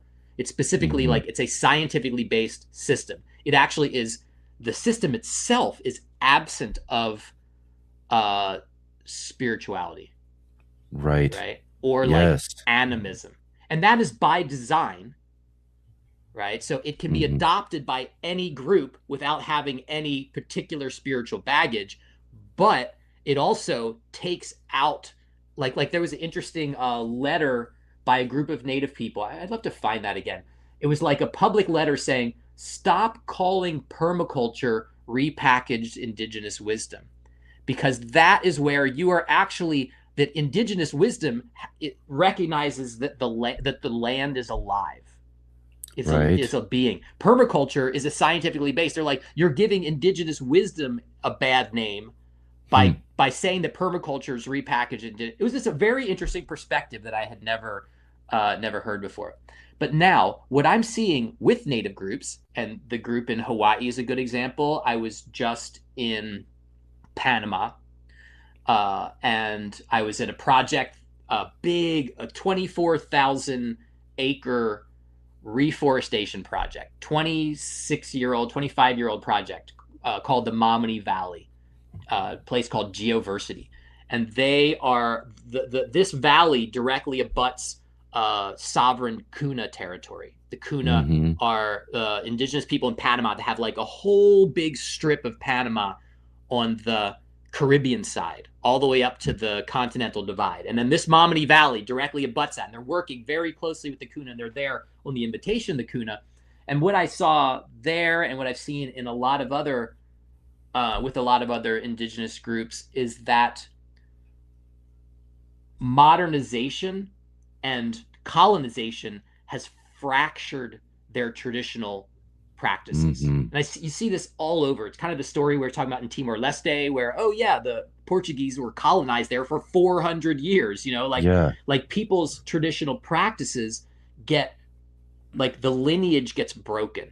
So there's a lot of places where people have some of their traditional practices, but they're trying to deal with the pressures of modernization. So in this Panama, the Kuna there, they've got illegal ranching, gold mining, logging, wildlife poaching, pressing into their sovereign territory, right? So like, and they're needing to like work within the economic system. So suddenly permaculture becomes a useful tool because it really can offer a perspective even to indigenous people that are practicing traditional ways, but that are having the fragmentation from the pressures of modern society. So, you know, I mean, we could talk about this probably for a long time. It goes very deep. Yes. And I guess I get a little bit resentful when I hear people are like, permaculture, that's just stealing indigenous knowledge and repackaging it, you know, and making money off of it. Because it's like, from all the stuff that I've seen, it's just like, there's a deep, you know, in many places you find like a really deep connection with indigenous people using permaculture in ways that are helping them to get through the pressures of modernization. You know, so it's just, there's a lot more nuance and subtlety than being able to kind of like black and white any particular topic. Right. So that's just a little bit. Yeah, that's a fascinating way of looking at it, because in a way, globally, we're all on this evolutionary journey, and even no society has stood staying still, right? Amidst all the pressures, amidst all the history, however it's gone for people, everyone's evolving, everyone's moving along on a trajectory. And sometimes it's not just like this nostalgic return to a past, right? It's like, if I could just get enough land and put a big enough fence around it, I can live as my people have lived. No, we're all interconnected, and ideas, climate systems, it's all interconnected. So people, of course, would be evolving. That's interesting. Yeah. And I'll tell you interesting, like I lived in Arizona for 14 years. And so I had a lot of interaction with Navajo people, with Hopi people. And it was like one of the first times I was pretty new at permaculture, but I was contacted by a Sundance chief up on the Navajo Nation. And he was like, you know, we're having like problems, like land problems. And I'm just like trying to get some help here. You know, can you come up and look at it was their ceremonial grounds, their Sundance grounds. Right. And so I was like, wow, sure. So I came up there, and, you know, the problem was that as time went on, everybody's coming in now with vehicles. So everybody's bringing trucks in. And so the whole camping area that's where everybody's staying, that's above the ceremonial grounds, they're bringing all these vehicles in. And then that was, starting this like highly erosive process. Yeah. Right. And the answer was, you need to, because the sands there, soils are so sandy. So the answer was like, you need to park somewhere else. Like, you can't bring this area. If you're going to have this area, you know, this is an erosion causing area. You can't have this as the parking lot right above the ceremonial grounds, or you're going to have this continual trigger. So it's like that, I guess that sort of is like a little bit of just a story that kind of represents like the pressures of modernization, and how those can just clash right up against traditional ways, traditional ceremonial ways, in a way that like we just need to use stuff like permaculture is like, oh, let's take a look at this whole landscape from this perspective. And, you know, suddenly we can get some like sometimes simple answers. Hopefully permaculture will end up providing some simple answers. So a lot of different stories like that. Yeah. Yeah. And again, too, I think there's, you know, again, growth, human growth and expansion and these sort of things are, you know, I mean, I guess just still inevitable. There, you know, it continues, and there's, you know, a need as we're growing and doing things to be able to just kind of acknowledge some of this, you know, historical knowledge, if you will, and bring it in with our, you know, with our moving forward, our growth, as we will, really in a way too, you know. And again, I wanted to talk about this, maybe kind of line it up in that way, is that, you know, I really enjoyed, I think, is it your most recent video you did in Singapore that you just released? And, you know, here we are, we're talking about a big, massive city, massive buildings, you know, millions of people, you know, all this sort of stuff, and this area and this place finding ways to green itself, to do things that, you know, when I like the perspective too, maybe you can talk a little bit about that as well, is that, you know, the big city, it's green. I mean, you guys got to go out and check this video who are watching with us today. You got to go check out all of his videos. But this one I thought was just spectacular. I mean, look at this massive city, and everywhere you look, you know, even though you're seeing buildings and all this sort of stuff, you're seeing trees and plants growing all over the buildings and all over this sort of stuff going on. And even though that, you know, they're doing that sort of stuff, I like the perspective that you brought. Well, how can we kind of turn some of this that they're doing, which is going in the right direction, but also maybe move it and veer it towards an even more purposeful direction by taking, you know, ornamental plants, which a lot of it is, and growing edibles and creating food out of some of these spaces as well too. Yeah. I think that, again, it's like breaking out of our American perspective on things, because I'm like, you know, I'm like, how do we fix like the current problems? Like currently we have millions and millions and millions of people living in high rise, high density situations all over the world that really don't have access to land to spread out in and farm. Right. And it's not to say that Singapore, it would have to go to a very high extreme to really grow a significant portion of its food, because Singapore is an island. Singapore is like a hyper dense urban island, and there's very little farmland. There's very little open land, and most of it's like developed into parks and everything like that.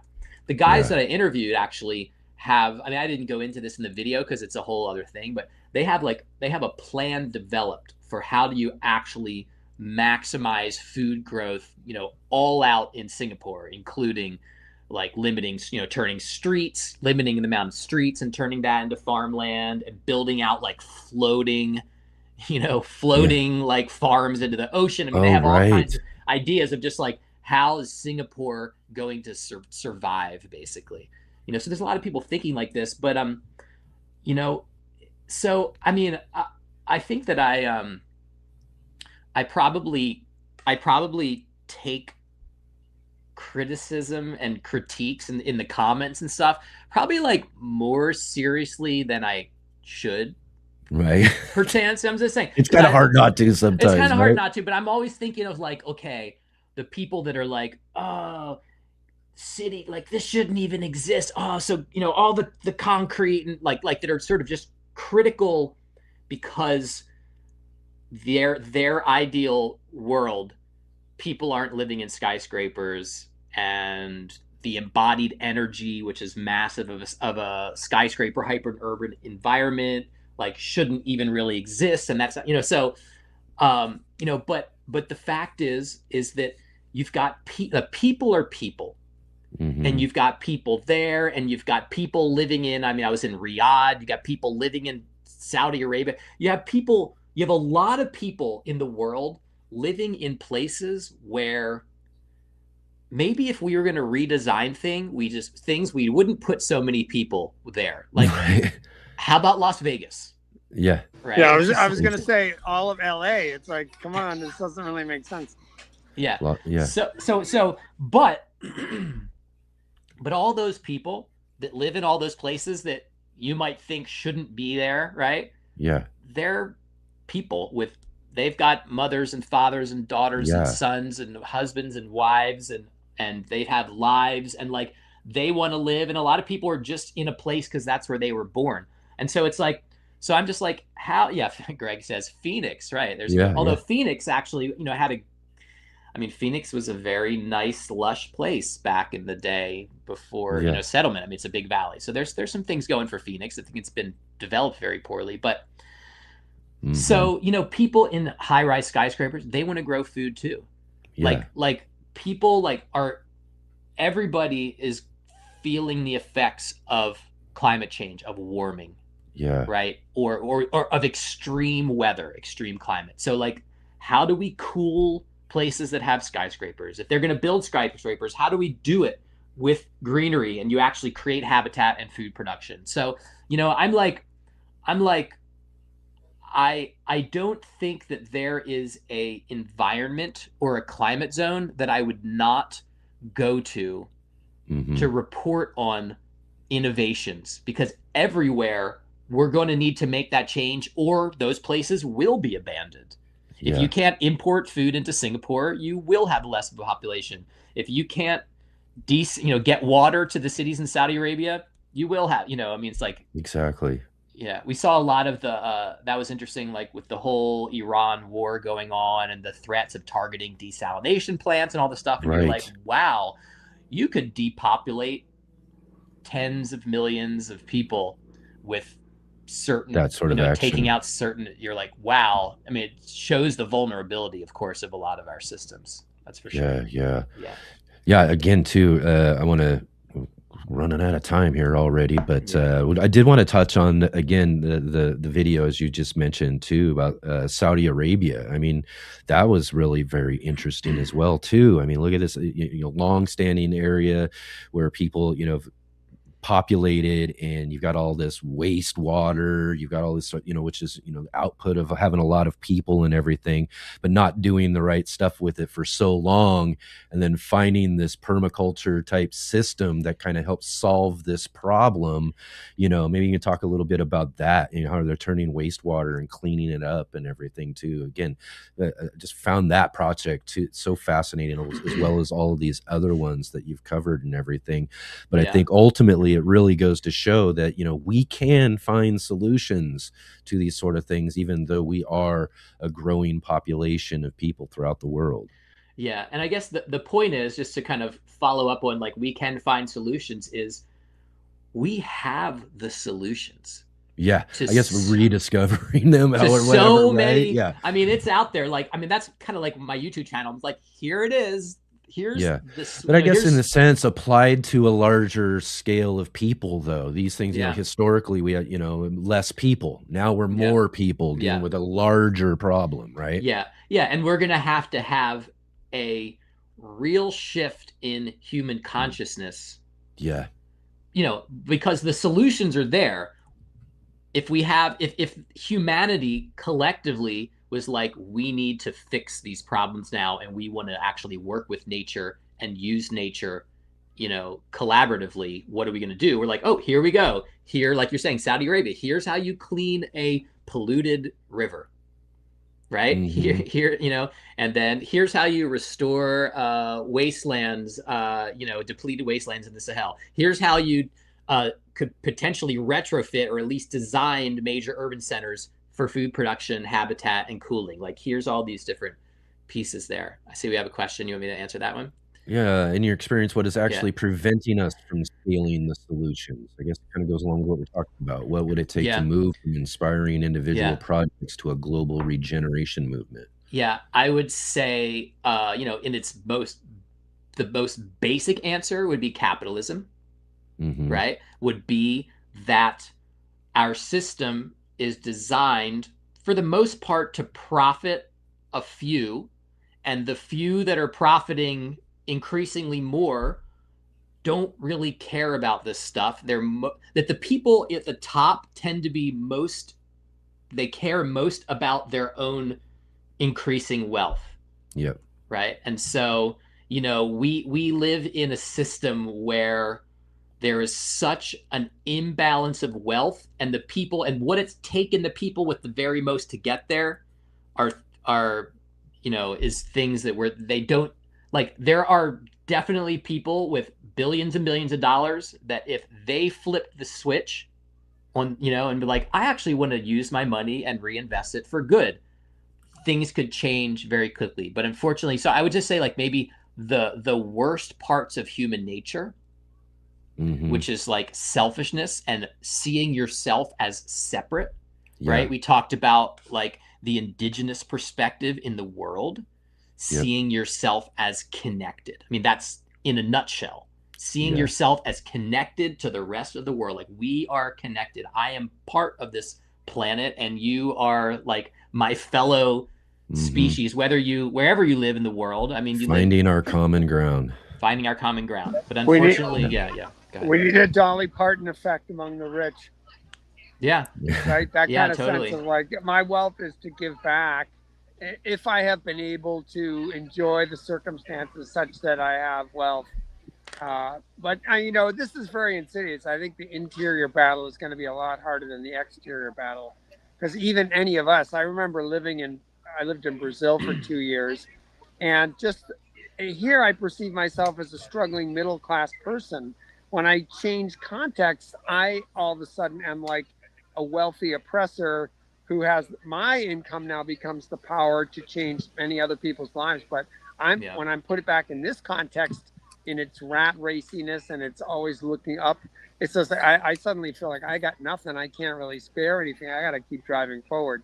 So it's the insidious inner psychological battles are just as harder actually than the external solutions, which are there, as you say, for the taking. Yeah, very, very profound, Mark. And I think that's something that you get when you go to other places. And I've gone to a lot of places where I'm like, whoa, I'm rich. Yeah. Just the fact that I'm here, I'm like, they're like, oh, people looking at me like I'm rich, or like I have all. I'm like, well, I guess I got here. Right. So, but I mean, I've gone to a lot of places. Well, Chad. I was in Chad. I mean, Chad, I think less than 3% of the country is electrified, like has electricity. Wow. And then if you go in the rural areas, it's less than 1% of the population, which means basically nobody has electricity. Yeah. And I mean, it was like really base. But at the same time, where you say, oh, are those people poor? What is wealth? I mean, if you're living in I guess, okay, if you have food and water and, you're living in a village with your family and your kin and you're, on the same land as your great grandparents and you're practicing these ways, it's like, is that poverty? I mean, so even saying that wealth or poverty is really just directly based on dollar amounts is really, I think that's false as well. Yeah.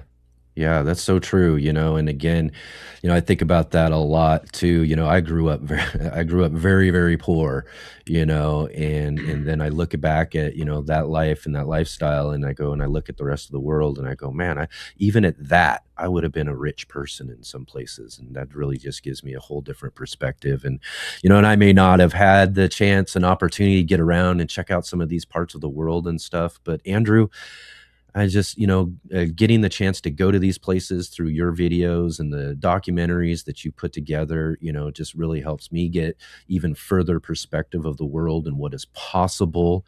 I think the work that you do is massively important. And it goes to show, as we talked about earlier, about how people are following and want to know about this stuff. People want these types of relook at, types of solutions that we could do to put into our world and everything. So, again, we got to finish up today, but just really spectacular. And thank you so much for, coming here to our show and spending the time with us to be able to talk about this stuff and to, and to kind of, dig into some of these things going on around the world and even in our own country and our own communities and things as well too. This is something we all face all over the place, and your stories and the things that you share, again, like I said, are just so important. I can't wait to see what you got coming out next. Everybody who's watching, please go down and check out Andrew's channel. If you haven't subscribed, subscribe. Go check out his videos. Go let him know that you saw him here on the Let's Get Growing show, all of that sort of stuff, because, again, just some really, really important stuff. And final word there for you, Mark, as well, too. Well, I'll just say that a similar thing that I say to the authors that we interview is a thank you for the effort that it takes to bring this knowledge to the world. I mean, thank you for your time today, but also for all these efforts you're making are really to magnify, to get them to broadcast the message. And there's, we don't know the countless struggles and sacrifices you've made to do this. So thank you for whatever that's been. I'm sure it's legion. Yeah, really. It takes a lot of work. Time, it's a lot of work. Perseverance. Yes, we acknowledge that. So that's tremendous. That's us saying to you, we see that, and we know that you're making a contribution to the world. So thank you for doing that. Yeah, I appreciate the kind words. It means a lot, and um, like sometimes I'm like disconnected from the effects in a way. I'm just like immersed in it, and I don't really necessarily take a lot of time to like celebrate victories, you might say. I think a lot of times I'm just sort of like, what's the next thing, and it's always, Yeah. So anyways, I appreciate the kind words, and it makes me feel purposeful and appreciated, and I've had a good time talking to you guys as well. Yeah, well, thanks so much. What a pleasure. I'm Enoch. I'm gonna have to duck out with Andrew here because I'm the ride for some people, and they're No problem. They're hovering around my peripheral No vision. problem. I think they've looked at all the dahlias they can look at. Excellent. Great. Again, well, thank you both here too. Right. Again, What a Mark great as well for conversation. joining Thank in you. with the conversation. Andrew, again, can't wait to see what you got coming up next on your channel, and yeah, just keep going, man. We want to see more and more and more, and hopefully get a chance to talk with you some more about some of these just really amazing projects. Awesome. Thanks a lot, Enoch, and looking forward to talking to you again. Take care, All right. everybody. All right, Bye, everyone. everybody. We'll see y'all in just one moment. We'll be back Okay. to finish this all up. Okay. Excellent. Thank you, guys. Thanks. All right, bye. Hey, gardeners. Thanks for tuning in to our show today. We'll be right back at it here in just a moment. I just wanted to take a second here to highlight our regular videos and features here on the Urban Gardener channel. Our weekly garden journals.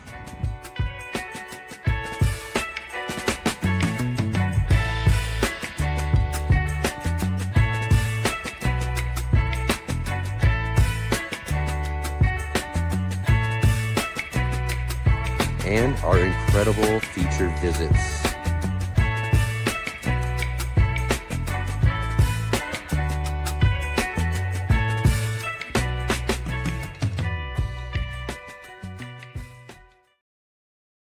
All right. Thank you again to both Mark and Andrew Millison for joining with us today for our show. Is again such a great conversation. So many deep topics. We could spend a couple of hours on almost each and every little topic and thing that we were talking about today. As you can tell, it's just so much to think about and really important things. And I think that, that perspective that, Mark was bringing up at the end, about how we see ourselves versus, how other people live and all that sort of stuff. I mean, it's really important for us to take that perspective and to, again, face the challenges that we faced here as we move and grow globally and take some of these solutions and really apply them. And in ways that, Andrew talked about with one of his most recent videos, there in Tucson, as he's raising money for that project down there, is that it's really us. It's us who has to push these sort of things and take interest in them and do that sort of stuff. A lot of those folks up at the top have a totally different other interest in mind when it comes to how we're going to live and how we're going to move forward into the future. And literally globally, we can all come together to really find some great solutions to, some of these issues that we have. And again, a really important work that Andrew does, as I mentioned there too. Definitely get down into the description there and go check out his videos. If you haven't watched one of Andrew's documentary videos, go watch one of his recent ones and you'll be hooked. I just, I spend a lot of time, watching a lot of folks out there and a lot of video content and everything too. But, I get in there and I got onto Andrew's most recent videos and I just couldn't get enough of, that. And I'm on the next one and on the next one. And I'm sure you all will be too. And be sure while you're watching some of those videos to let them know that you saw them here on the Let's Get Growing show. Again, everybody, thank you so much again for being here and hanging out with us today for this conversation, this Sunday roundtable here on our show. And it was great to have you all here with us. And I saw lots of great conversation going on there in the chat. So thank you all for being here as well. Just real quickly though, we got some things coming up here on the Let's Get Growing show next Saturday. Again, we're here every Saturday and Sunday at 11 a.m. Pacific, 2 p.m. Eastern here. And next Saturday on the show, we're going to do another one of our community shows. That's right. This is where you, the audience, are the guest for our show. And, kind of like a as I mentioned all the time, like a radio call-in show. What we're going to do is give you the link to our backstage here, and you can come join us right here live on the show and share about all of your gardens and all of the things that you've got growing on as well, because you, the audience, are what really, really makes this show what it is. And I really appreciate you guys coming here each and every weekend and hanging out with us. And we love to do these community shows that you can be a part of the show as well, not just in the chat, but get on the show with us and talk with us and hang out and share with what you've got growing on there in your garden. So I really appreciate you guys coming in to join with us next Saturday. So be sure to tune in, come in and join the show and hang out with me here, and we'll talk all about what you've got growing on. Now, next Sunday edition of the show, I can't really tell you what's happening. We got something going on though, but I can't really tell you because you guys got to come and join me over at Chad's channel on Thursday. That's right, over at the Around the Garden Table show on Chad's Down Home Backyard Gardening channel. I'll be joining with him to talk all sorts of stuff. We'll talk about our show. We'll talk about gardening and growing and everything. But I'm also going to do a little special announcement too for our show and what we've got coming up. And you'll get to find out then what we've got going on this Sunday for the show as well too. So I hope that you all come and join with me and hang out with me and Chad this Thursday on his channel. It's really good fun. I love getting together and hanging with you folks on your channels and getting to talk with you and share your space with you as well too. So again, thanks to Chad down at Down Home Backyard Gardening for inviting me on, and hopefully all of you will get a chance to come and join with me over there. Really, really looking forward to doing this for sure. And what? Oh, they had bow tie. No, I don't know. I don't know. That's not going to be the surprise. I'll tell you that. Anybody who knows me already knows that you probably won't ever see me eating one of those super hots. I don't know. Maybe if I was able to raise up a huge amount of money or something like that for the show or something like that, I might think about doing something like that. I don't know. But those super hots, I love growing them, but I don't know about doing that. But yeah, once again, you guys come and check me out over at Around the Garden Table on Down Home Backyard Gardening this Thursday, September 3rd. It'll be 6 p.m. Central. I believe Jay has shared links to that there as well, so you guys can go and hit a reminder. And while you're at it too, here, let's go ahead and if you haven't yet, before the end of the show here, let's hit the thumbs up. Click that like button, subscribe, bell notification to be notified of all of our upcoming episodes, and share with all of your garden friends and let them know about the Let's Get Growing show here each and every weekend. Like I said, at Saturday and Sundays, 11 a.m. Pacific, 2 p.m. Eastern, all other time zones around the world. For all of our other watchers from around the globe, I really appreciate you all being here with us today. And definitely, as I mentioned as well, to follow all the links down below and in the description to our guest. Like I said, Andrew's link is down there. Go check out some of his shows. You're not going to be disappointed. He does an amazing job, and we touched on it a little bit. I mean, just amazing documentary for an independent documentarian. He does such a fantastic job. We got links also to our other contributors, as I mentioned earlier in the show. Go and show them some support as well too, because that's what we're all about, supporting our gardening community here on the Let's Get Growing show. So go and check them out and let them know that you've seen them here on the Let's Get Growing show. Our good friend Paul from Guten Gardening. Thanks again, Paul, for such a great in the garden segment talking about volunteers. So go and check out Paul's channel as well. Thank you so much, everybody. And I hope to see you this Thursday. I always say the next Saturday, but no, I'm going to be on Chad's channel this Thursday. So I want to see you there this Thursday for the show. And yeah, I'll see all of you then.